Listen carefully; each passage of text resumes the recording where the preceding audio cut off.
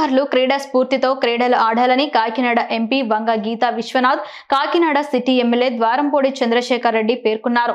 అన్నింట్లో గెలవడం ఆనందకరమే కానీ ఓటమి నుంచి నేర్చుకోవడం అంతకంటే అవసరం.